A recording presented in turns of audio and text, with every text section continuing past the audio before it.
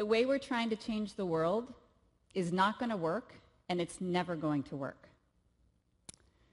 I'd like to offer a radical theory of change based on my experience working around the world with people trying to solve our most pressing problems. This belief turns most of our efforts to fix our world on their heads. Here it is. You can't fundamentally change big systems. You can only abandon them and start over, or offer hospice to what's dying. By big systems, I mean education, healthcare, government, business, anything characterized by over-organization, standardization, regulation, and compliance. And I'm saying you can't undo, fix, reverse engineer, redirect, or reassign these systems. That's because they're not machines. They're living systems. Somewhere along the way, maybe around the time of Isaac Newton, we got confused about how life works. We convinced ourselves that the world was causal, linear, and predictable. And so we began to treat our bodies, our communities, and our ecologies as if they were machines.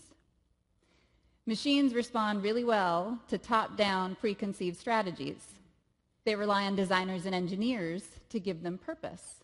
A machine would never criticize the 5-year plan or lose faith in the boss. Thankfully, that's not how we are, and that's not how life is. Natural systems, living systems, are complex, emergent, and unpredictable. And every system we humans participate in is a living system. Small wonder we keep failing to predict and control the outcome of our good faith efforts to repair our schools, hospitals, banks, and bureaucracies. So I'd like to offer a map for what we can do to create change. Maps orient us. They tell a story about how we see the world. And right now, I believe the maps we've been using have gotten us tragically lost. So here's a new map, a living systems map, to help us better understand the complexity of the world we live in. My colleagues and I call this map the two loops, though for better or for worse, I've also heard it referred to as Deborah's curves. All living systems rise, peak, and move into decline. At some point, usually around the peak, signs of turbulence appear, disruptions in supply, spikes in demand, volatility in pricing. Alternatives to the dominant system begin to appear. I call these alternatives walkouts. People who turn their backs on the dominant system so they can experiment with creating something new. If these walkouts remain isolated from one another, nothing happens. The dominant system will crush, absorb, or co-opt the pioneers because every living system is inclined towards self-preservation. But if they get connected to one another, exchanging information and learning, then their separate efforts can suddenly emerge as a powerful system capable of disrupting the old order and giving birth to something new. Let me offer an example. How many of you grow your own food, participate in a community garden, or buy local produce directly from farmers through a CSA or community-supported agriculture? We're in JP, right? Okay. 40 years ago, only a few people were talking about organic food. Most of us were eating the products of industrial agriculture, a chemical and technology-intensive food system that has dominated this country for most of our lifetimes. But as that system began to peak, as crops required increasingly expensive and toxic inputs to produce the same yields, walkouts began to experiment with local and organic food.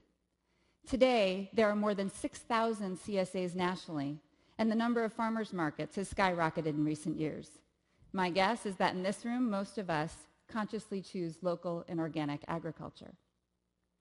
We see the same phenomenon happening today in the shift from fossil fuel to renewable energy, from conventional architecture to green building, from Wall Street and global finance to Main Street and crowdsourced capital. What each of these transformations have in common is that nobody planned them. Sometimes leaders like to take credit for them, and we citizens like to ascribe genius to our favorite innovators. But the truth is, they are emergent phenomena. Emergence, which is at the heart of this worldview, is nature's way of creating change. Emergence is tricky to see, and it's hard to describe, but we know it's present when local actions spring up simultaneously in many different areas, get connected, and then suddenly and surprisingly emerge as a powerful system. I'm a localist. I believe it is through small local actions alongside people who share our visions and dreams that we create the conditions for change. That's why I've chosen to focus my attention on working here in Jamaica Plain and throughout the Boston area. As an impact investor, I want to create the conditions for a just and sustainable. I do this through my work with the Boston Impact Initiative, which provides capital to locally owned enterprises that address the growing wealth gap and ecological challenges of our times. I know there are others like me doing similar work in New York, Detroit, Oakland, and beyond, and I trust that our separate local efforts will add up to collective change. To do this work, I rely on the two loops as my theory of change. So if you embrace this map of change, then the question arises, what role do you play in it? When you recognize that the dominant system, the status quo, no longer has the capacity to create solutions to the very problems it was created to solve, what do you do? I'd like to share 4 roles each of us can play to support the shift to healthier systems. You'll probably recognize yourself in more than one. Walkouts are the trailblazers.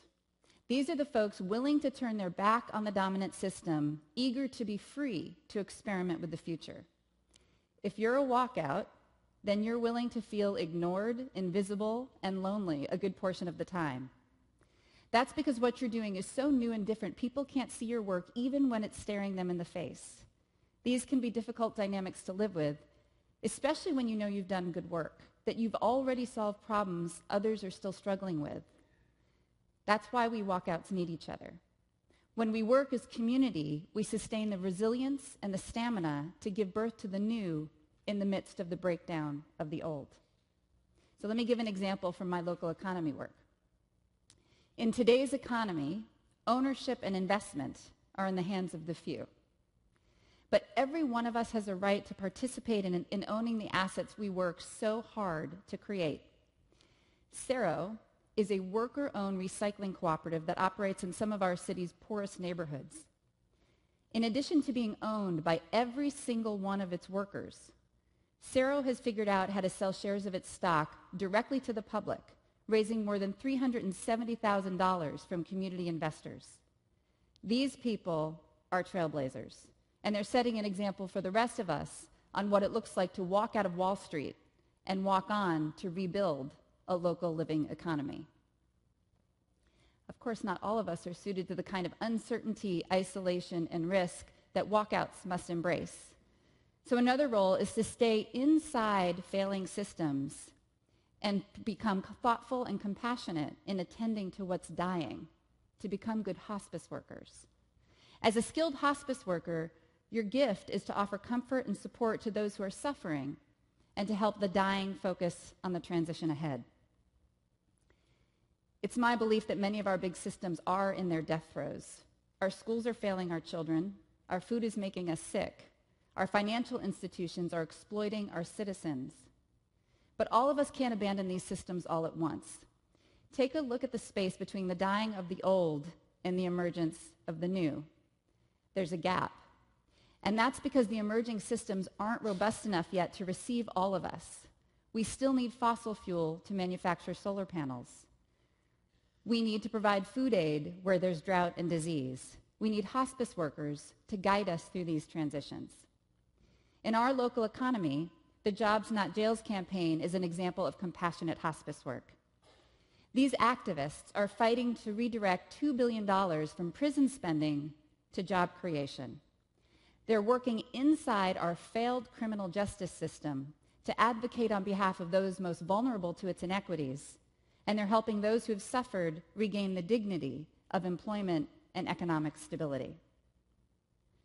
The third role to play in supporting the emergence of the world we wish for is to make visible the choice. If you're an illuminator, then you love to tell stories, to shine a light on trailblazers' efforts to create something new. You have to be willing to repeat yourself and to maintain grace in the face of resistance and criticism.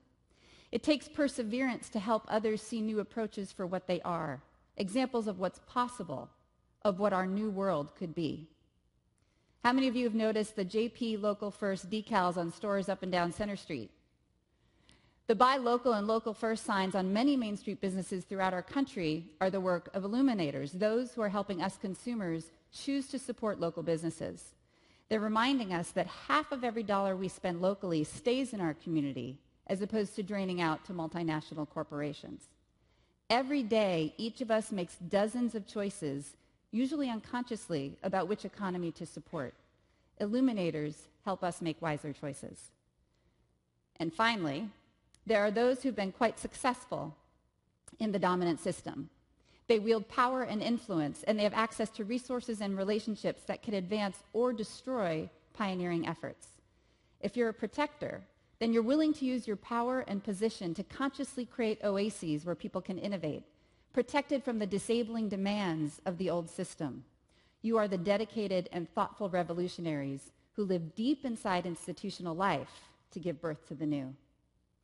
My friend John Barros is a shining example of a protector. John is the Chief of Economic Development for the city of Boston. His roots are as a trailblazer. Right around the corner from here in Dudley Square, John organized his community to reclaim control of their property through a groundbreaking land trust. Now he uses his influence to support pioneering efforts to make our economy more equitable and inclusive. For too long, we've convinced ourselves that change will come when someone else figures out how to fix what ails us. But in living systems, there are no silver bullets. The truth is we need all of us, the trailblazers, the hospice workers, the illuminators, and the protectors, to create the conditions for change. So take a look around this room. If we want a healthier and more resilient Jamaica Plain, then it's up to us. The change we wish for will emerge when each of us takes small local actions alongside people who share our visions and dreams. Join me in being a localist. Thank you.